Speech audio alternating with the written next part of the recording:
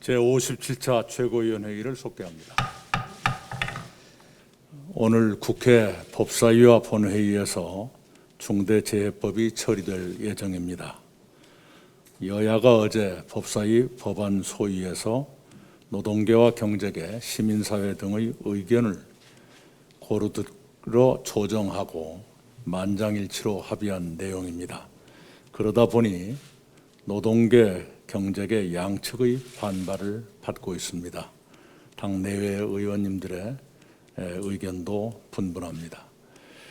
그러나 부족하지만 중대재해를 예방해 노동자의 생명과 안전을 지키는 새로운 출발로 삼고 앞으로 계속 보완 개선해 가기를 바랍니다.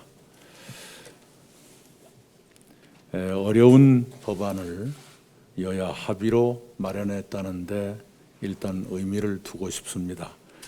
의견이 분분한 사안을 조정하고 합의하는 것이 의회 민주주의의 힘입니다. 그러나 그러다 보니 양쪽 모두 만족스럽지 못한 결과를 낼 수도 있는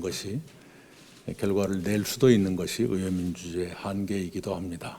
이것을 서로 인정하면서 책임 있게 처리에 임했으면 합니다.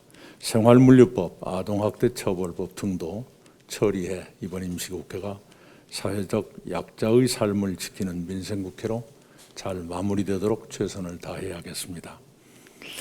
어제 이 자리에서 검찰개혁 특위를 열었습니다. 특위의 보고를 보면 검경 수사권 조정이 1일부터 시행돼 검찰의 직접 수사 건수가 4분의 1 이하로 줄었는데도 수사 인력은 전혀 조정하지 않았다고 합니다. 또한 기소권을 중심으로 하는 조직 개편도 준비되지 않았다고 합니다. 검찰은 개혁의 준비도 의지도 부족하다고 볼 수밖에 없습니다. 깊은 우려를 표합니다. 검찰개혁특위는 검찰을 견인하며 추가 과제를 신속하게 추진해 나갈 것입니다. 검찰에 대한 민주적 통제가 제대로 작동하도록 할 것입니다. 검찰도 시대의 변화와 국민의 요구에 부응해 주기를 바랍니다. 종합주가지수가 어제 사상 처음으로 3,000포인트를 돌파했습니다. 1,000포인트를 넘은 지 31년, 2,000포인트를 넘어선 지 13년 만의 일입니다. 매우 반가운 소식입니다. 주가 3,000포인트 돌파는 코로나19 위기 속에서 이뤘다는데 더 큰 의미가 있습니다. 주로 초저금리와 유동성 팽창이 큰 배경으로 작용했을 것입니다. 특히 주목할 것은 한국의 미래에 대한 해외 투자가들의 긍정적 평가입니다. 이제 코리아 디스카운트 시대가 끝나고 코리아 프리미엄 시대가 열리고 있는 것입니다.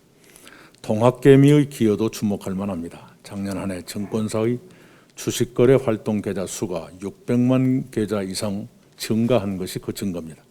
동학개미가 우리 경제를 떠받치는 새로운 힘으로 더욱 커지기를 바랍니다. 앞으로가 중요합니다. 주식시장으로 유입된 자금이 산업으로 투입되도록 해야겠습니다. 특히 기업들의 과잉 유동성이 한국판 뉴딜이나 뉴딜 펀드 투자로 전환되도록 하는 여러 방안을 정책위가 찾아내기 바랍니다. 또한 장기 투자가 정착되도록 매력적인 정책을 다양하게 개발해야겠습니다. 우리 당은 주식시장이 국민 재산 증식의 무대가 되도록 한국판 뉴딜의 성공, 미래산업의 육성, 금융혁신, 규제혁파 등에 최선을 다할 것입니다. 그러나 호황을 누리는 분야가 있는 반면에 자영업자, 소상공인, 취약노동자 등 서민은 더욱 힘겨워졌고 중산층도 무너지고 있습니다. 지금은 코로나 양극화 시대입니다. 그런 양극화가 확대되지 않고 완화되게 하는 치열하고 치밀한 노력이 필요합니다. 분배 개선, 공정경제 정착, 사회안전망 확대 등으로 서민을 지탱하고 중산층을 복원해야겠습니다. 우리는 지난해 정기국회에서 전국민 고용보험 확대를 위한 고용보험법 개정 등 여러 입법 성과를 냈습니다. 그에 안주하지 말고 법제의 확충과 새로운 제도의 도입에 노력해야겠습니다. 오늘 오전 우리 당 유튜브 씀을 확대 개편한 민주당 방송국 델리민주가 개국합니다. 국민과 당원께 정기적으로 당의 소식을 전하는 디지털 매거진 창간호도 함께 발행되었습니다. 2020 더 혁신위원회가 준비한 소통혁신 6대 과제가 하나씩 실현되고 있는 것입니다. 준비에 애써주신 김종민 최고위원님과 조한기 사무부총장님, 미래소통국 당직자 여러분의 노고에 감사드립니다. 비대면 시대에 국민과 당원들께 더 가깝게 다가가고 소통하기 위해 저희들은 더욱 노력할 것입니다.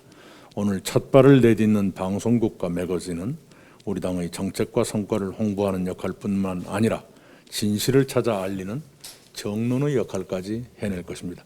의원님과 당원 여러분의 적극적인 관심과 참여를 부탁드립니다. 우리 민주당은 끊임없는 혁신을 통해 디지털 시대에 걸맞는 유능한 스마트 정당으로 더욱 진화할 것입니다. 감사합니다. 어제 야당 측 추천위원이 공수처장 후보 추천위원회를 상대로 낸 집행정지 신청 건에 대해 법원이 각하 결정을 내렸습니다. 공수처장 인사청문회가 조속히 개최되도록 야당도 협조해 주시기를 바랍니다. 오늘 마침내 본회의에서 중대재해법을 처리를 하게 됩니다. 저희 더불어민주당은 하나의 법안 처리를 위해 의총만 3차례 개최하는 등 실효적 법안을 마련하기 위해 최선을 다했습니다. 이번 제정안은 노동자의 생명과 안전을 경시해온 산업 현장의 근본적 변화는 물론 공중 이용 시설에서의 시민 안전을 요구하는 국민의 요구를 국회가 반영한 결과라고 생각합니다. 그래서 법안의 명칭도 기업에 국한하지 않고 중대산업재해와 중대시민재해를 포괄 처벌할 수 있는 중대재해처벌 등에 관한 법률로 변경했습니다. 후진국형 산업재해와 시민재해 발생을 더는 방치해서 안 된다는 사회적 공감대 속에 여야가 합의안을 마련할 수 있었습니다. 중대재해법 제정에 커다란 사회적 진통이 있습니다. 노동계와 경영계, 중소기업, 소상공인 등 이해관계에 따라 첨예한 입장 충돌이 있습니다. 성장 위주의 개발 시대에서 사람 중심의 선진국 경제로의 전환에 따른 불가피한 사회적 진통이라고 생각합니다. 중대재해법은 사람을 살리는 법입니다. 균형과 최대한의 사회적 합의의 원칙에 따라 법안을 만들었다는 말씀을 드립니다. 중대재해법은 재해 예방을 위한 사업주와 경영 책임자의 의무와 책임을 명문화함으로써 산업안전보건법의 한계를 보완하는 법입니다. 그리고 위험의 외주화 방지를 위해서 하청업체에서 발생한 중대산업재해에 대해 원청기업의 경영 책임자에게도 책임을 물을 수 있도록 했습니다. 5인 미만 사업장의 경우에도 원청기업은 중대재해법이 적용됩니다. 5인 미만 사업장의 사업주를 중대재해법 적용에서 제외한 것은 5인 미만 사업장은 현행 산업안전보건법으로도 사업주가 직접 처벌 대상이 되는 현실을 고려했다는 말씀도 드립니다. 중대재해법 제정이 안전한 일터를 만들기 위한 노력의 끝은 아닐 것입니다. 민주당은 산업재해를 사전에 예방하기 위한 특단의 대책을 마련하는 등 안전한 일터를 만들고 국민의 생명을 지키기 위한 노력을 계속해 나가겠습니다. 살을 내는 한파 속에서 법 통과를 위해 애쓰신 유가족분들께서도 이제 단식을 중단해 주실 것을 요청을 드립니다. 아동학대 근절을 위한 법안들도 오늘 본회의에서 처리할 예정입니다. 아동학대가 신고되는 즉시 관련 기관이 수사, 조사에 착수하도록 의무화한 아동학대처벌법, 부모의 징계권을 삭제하는 민법 개정안이 본회의에 상정됩니다. 택배 노동자의 처우 개선을 위한 생활물류법도 오늘 본회의에서 처리될 것입니다. 민주당은 국민의 삶을 지키고 우리 사회에 의미 있는 진전을 가져올 수 있는 민생입법을 위해 계속 노력하겠다는 말씀을 드립니다. 이상입니다. 코로나19 대유행으로 병상 확보 문제가 다시 부각되고 있습니다. 공공의료의 필요성이 더욱 절실해지고 있는 것입니다. 이번 위기를 기회로 삼아 우리 의료보건 인프라를 적극 개선하기 바랍니다. 최우선 과제로 공공병원 확충이 필요합니다. 우리나라 의료 수준과 인구 대비 병상 수는 세계 최고 수준입니다. 문제는 대부분의 의료 서비스를 민간에 의존하고 있다는 점입니다. 2018년 기준 우리 공공병원은 221개소로 전체 병원의 5.7%입니다. 일본의 18.3%, 독일의 25.5%, 프랑스의 44.7%에 한참 못 미칩니다. 공공병원은 감염병과 같은 국가적 재난으로부터 국민의 생명을 지키는 의료 안전망의 기본 요소입니다. 특히 우리나라의 공공병상 비중은 10.2%로 OECD 평균인 71.4%에 비해 턱없이 낮습니다. 이처럼 취약한 공공의료 인프라가 지금 병상 부족의 원인이 되고 있는 것입니다. 지방의료원은 지역 공공의료체계의 핵심 인프라입니다. 전국에 36개소가 있습니다. 그중 지역 거점 의료기관 역할을 할 수 있는 300병상 이상인 의료원은 단 7개소뿐입니다. 지난 연말 보건복지부가 공공의료체계 강화 방안을 발표했습니다. 2025년까지 지방의료원 9개를 신설하고 11개소를 증설해서 5,000개 병상을 확보하겠다는 것입니다.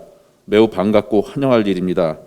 하지만 지방의료원 확충이 정부 계획대로 제대로 이행되려면 첫째, 예비 타당성 조사가 면제되어야 합니다. 국민의 생명을 지키는 필수 시설에 경제성과 효율성의 잣대를 들이댈 수는 없습니다. 둘째, 운영비 부담 문제가 있습니다. 병원은 지속적으로 첨단 의료 장비와 의료진 확보가 필요합니다. 이에 따르는 재정 부담을 지방 정부에만 지우면 제2의 진지의료원 사태가 발생할 수도 있습니다. 셋째, 보건복지부의 의료 권역 설정 기준이 바뀌어야 합니다. 행정구역 중심의 70개 의료 권역을 의료 생활권, 주민 접근성 위주로 재조정해야 합니다. 지방의료원의 확충은 지방의 의료 붕괴를 막고 인구 고령화와 지방 소멸에 대처하는 확실한 미래 투자입니다. 공공의료의 중요성이 그 어느 때보다도 절감하게 되는 지금이 지방의료원 확대의 적기입니다. 정부는 공공의료 확충에 확고한 의지를 보여주시고 우리 민주당은 이를 적극 뒷받침하도록 하겠습니다. 이상입니다. 예, 변창흠 신임 국토부 장관의 행보가 눈에 띄고 있습니다. 설 전에 공급 대책을 발표하겠다고 한 데 이어서 이제는 구체적으로 역세권과 준공업지역 고밀도 개발 이야기도 흘러나오는 상황입니다. 공공과 임대 분양 위주에서 민간을 포함한 분양 정책으로 패러다임을 전환하려는 정부의 의지를 환영합니다. 그러나 일각에서는 역세권과 준공업지역 고밀도 개발을 하면 또다시 부동산 값이 오르는 것이 아니냐는 우려도 있습니다. 이에 공공기호 특별지원 주택제도, 이른바 공특주택지원제도를 제안합니다. 고밀도 개발을 위해서 용적률 상향을 풀어주고 공공기호에 따라서 용적률 인센티브를 주자는 것입니다. 현재도 서울시는 공공기호 인센티브 제도를 운영하고 있지만 유인책이 적어서 활성화되지 못하고 있습니다. 이에 법적 상한 용적률의 최대 120%까지 허용해주고 증가한 용적률의 일부를 공공주택이나 공원 등으로 환원받는 공공기호 특별주택 제도를 도입해서 민간 참여를 활성화해야 합니다. 또한 주택가격을 시세보다 저렴하게 분양하면 인센티브를 주고 강남보다는 강북에 인센티브를 더 주는 지역별 차등제도를 통해서 주택가격 안정화와 지역 간 부동산 격차도 완화해 가야 합니다. 공특주택 지원 정책이 서울시의 만성적인 공급 부족을 해결하고 가격 안정화와 공공성 확보를 동시에 할 수 있는 제도입니다. 정부의 적극적인 시행을 기대하면서 국회에서도 입법적으로 적극적으로 지원하도록 하겠습니다. 이상입니다. 미국이 대선 투표 이후 혼란이 전입 가경입니다. 급기야 대선 결과를 인정하지 않는 트럼프 대통령 지지자들이 의사당에 난입했고 해산 과정에서 총격으로 4명이 사망하게 이르렀습니다. 세계 민주주의의 모범 국가라 여겨졌던 미국에서 일어난 일이라 미국 국민들은 물론 다른 나라에서도 우려스럽게 바라보고 있습니다. 공화당 출신의 미국 전 대통령 부시조차 구역질 난다는 표현까지 써가며 개탄했습니다. 세계적으로 70년대 말부터 2000년대 말까지 시장 근본주의, 세계화로 요약되는 신자유주의가 풍미했습니다. 그 결과는 불평등에 심하였습니다. 성장의 열매가 골고루 나눠지지 않고 상위 계층에 집중됐고 중산층은 몰락했습니다. 미국은 아메리칸 드림의 나라였고 제2차 세계대전 후 성장과 고용, 분배가 선순환을 이루는 세계의 선도국가였습니다. 이랬던 미국이 지금은 가장 불평등한 나라가 됐습니다. 불평등과 양극화에 대한 불만이 트럼프 대통령 당선의 원동력이었습니다. 공화당이든 민주당이든 자신들을 대의하지 않는다고 생각한 러스펠트로 상징되는 미국 중하층 백인들이 제도권의 양대 정당을 거부하고 반세계화, 미국 우선주의를 내건 트럼프를 선택한 것입니다.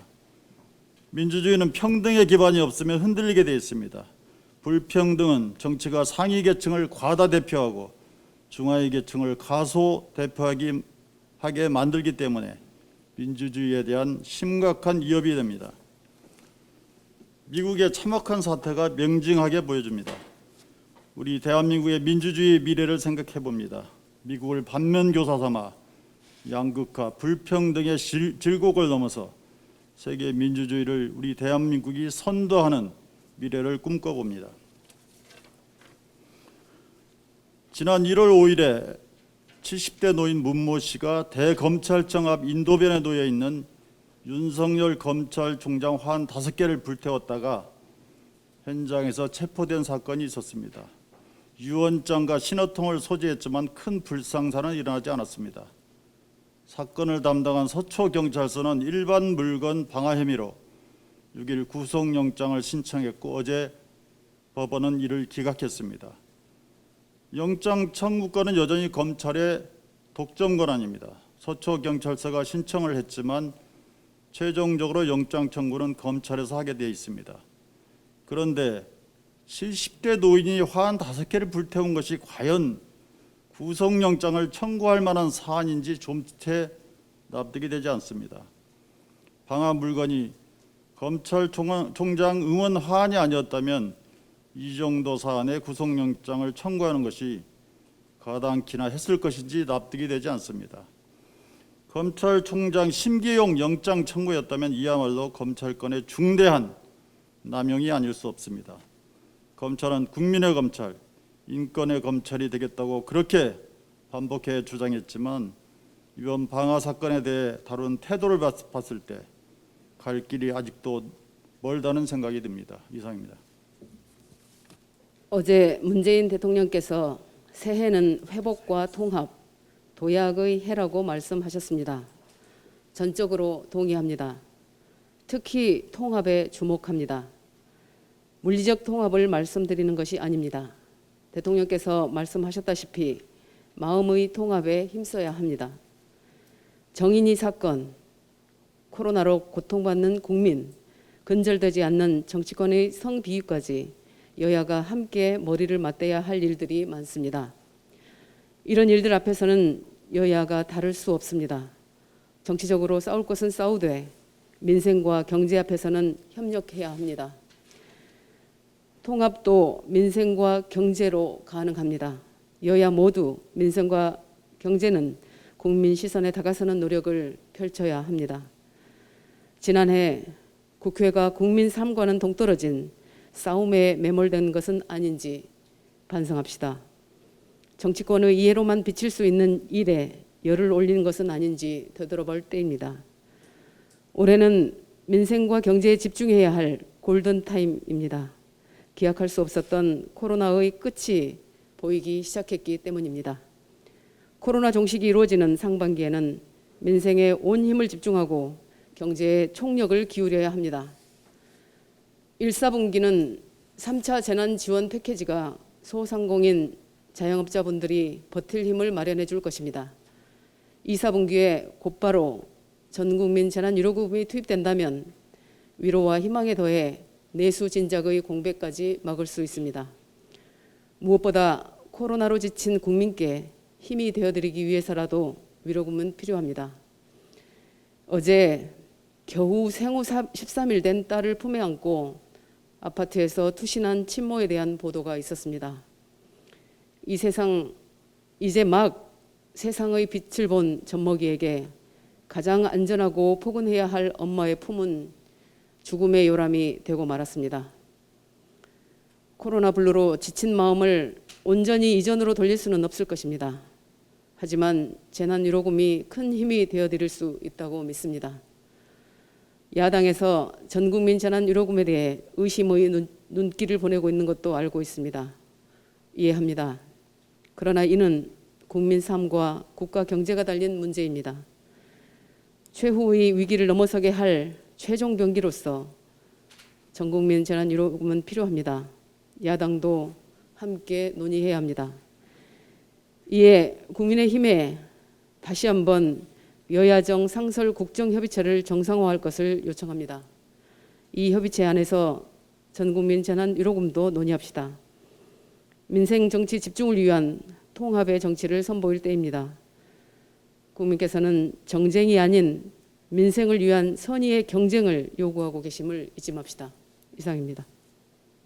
중대재해기업처벌법은 중대재해가 작업자 개인의 실수가 아니라 위험을 알고도 방치한 기업의 범죄라는 점을 명확히 하기 위해 마련되었습니다.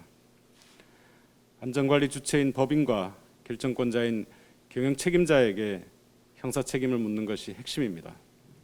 우리 당은 그간 실효성 있는 법안을 제정하기 위해 수기를 거듭했습니다. 노동자와 유가족은 단식을 하며 목숨을 걸고 원안에 가까운 법 제정을 요구했고, 제기는 반대로 법 제정을 막기 위해 애썼습니다. 한국노총과 우리 당이 만든 노동존중 실천 국회의원단 1호 법안이기도 한 동법안의 여야 합의안에 대해 한국노총을 비롯한 노동계의 반발이 큽니다. 노동계는 발주처의 책임을 물을 수 없는 법, 대표이사가 안전 담당 이사에게 책임을 떠넘길 수 있는 법, 공무원 처벌이 없는 법은 중대재해법이라 할 수 없다며 비판하고, 삭제된 발주처의 책임과 작업 중지, 영업 정지와 허가 취소 등의 부활을 요구하고 있습니다. 법이 공포되어도 3년간 전체 사업장의 98.8%인 50인 미만 사업장에 대해서는 법 적용이 유예됩니다. 3년이 지나도 전체 사업장의 약 80%를 차지하는 5인 미만 사업장 600만 노동자는 아예 이 법의 보호를 받지 못합니다. 노동계가 죽음을 차별하는 법, 위험의 외주화를 넘은 위험의 차별화라며 반발하는 이유입니다. 2019년 5인 미만 사업장 산재 사망자는 494명으로 산재 사망자 4명 중 1명은 5인 미만 사업장 소속이었습니다. 법이 이대로 통과되면 근로기준법도 적용받지 못하는 노동권 사각지대에 있는 5인 미만 사업장 노동자들은 이제 그 죽음마저 차별당하게 될 처지입니다. 법안에 포함된 정부의 중대재해 예방사업 지원도 받지 못하게 되면 소규모 사업장의 중대재해 비중은 더 늘어날 수도 있습니다. 그렇게 되지 않도록 대통령령에서라도 조정하고 정비해야 하겠습니다. 고 김영균 씨와 어머니 김미숙님, 고 이한피 PD와 아버지 이용관님, 고 김태규 씨와 누나 김도현님, 고 김동준 씨와 어머니 강석경님, 그리고 이 땅에서 일하다 일터에서 돌아가신 모든 산재 노동자와 유가족께 사과드립니다. 당신들의 채찍을 기꺼이 맞겠습니다. 우리 당은 노동자가 죽지 않는 나라, 노동자가 안전하게 일할 수 있는 나라를 만드는 일에 더욱 매진하겠습니다. 이상입니다. 네, 어제 청년 TF는 도전과 열정의 아이콘이자 미래를 선도하고 있는 스타트업들과 2021년 첫 미소 대화를 진행했습니다. 혁신, 일자리 창출, 공정한 분배, 이 세 가지 모두가 충족될 수 있는 것이 바로 프로토콜 경제와 블록체인 기술이라는 아이디어도 얻을 수 있는 시간이었습니다. 어제 미소대화에 참여했던 블록체인 서비스를 구축하는 해시드, 블록체인 기술을 통해 비상장 주식 거래를 하는 서울거래소, 블록체인과 일자리를 연결하는 마로, 블록체인 기술과 농업을 연결해 이른바 농업테크, 스마트팜 운영을 가능케 하고 새로운 농산물 유통 시스템을 구축한 그린랩스까지 블록체인 기술의 중요성과 활용성을 공유하며 새로운 미래 산업과 혁신에 대한 확신을 얻을 수 있었습니다. 어제의 화두는 바로 프로토콜 경제, 그리고 지속 가능한 경제 패러다임으로의 전환이었습니다. 우리는 중앙집권적 경제에서 플랫폼 경제로의 변화를 맞이하였습니다. 그러나 플랫폼 경제는 승자 독식의 플랫폼으로 불리울 만큼 불공정과 불평등 문제에 마주했습니다. 이제는 플랫폼 경제를 넘어 성장과 분배의 프로토콜 경제로 전환될 때입니다. 스타트업 청년 대표들은 정치권에 많은 아쉬움을 표했습니다. 규제는 필요하지만 규제만 논의되어서는 신산업으로의 전환은 이뤄지기 어려운 것이 사실이라고 말했습니다. 또한 이미 세계적인 흐름이 시작되었다고 말했습니다. 미국을 중심으로 암호화폐를 제도권 금융 시스템에서 품으려는 움직임을 비롯해 규제 혁신도 이뤄지고 있는 상황입니다. 또한 곳곳에서 프로토콜 경제 개념을 도입한 기업들이 활동을 활발하게 이어가고 있습니다. 중개비용 절감과 인센티브를 다양하게 지급함으로써 플랫폼 참여자와 소유자를 연결하는 새로운 모델이 만들어낼 긍정적인 효과는 곳곳에서 확인되고 있습니다. 우리나라 중소기업벤처부에서도 이 부분과 관련해 많은 관심을 갖고 새로운 계획을 세워가고 있는 것으로 알고 있습니다. 상생과 분배의 프로토콜 경제 사례 발굴이 더욱 활발히 이뤄져야 할 것입니다. 그리고 프로토콜 경제가 시장에 안착하기 위해 실질적인 제도 개선에 관한 내용 역시 정치권이 풀어야 할 숙제입니다. 청년 TF는 새로운 경제로의 전환을 꿈꾸며 할 수 있는 일부터 차근히 해나가려 합니다. 우리 당 이상민 의원께서 발의하신 블록체인 진흥법에 대한 활발한 논의와 다양한 의견 수렴을 목표로 청년 TF는 더욱 노력해 가겠습니다. 이상입니다.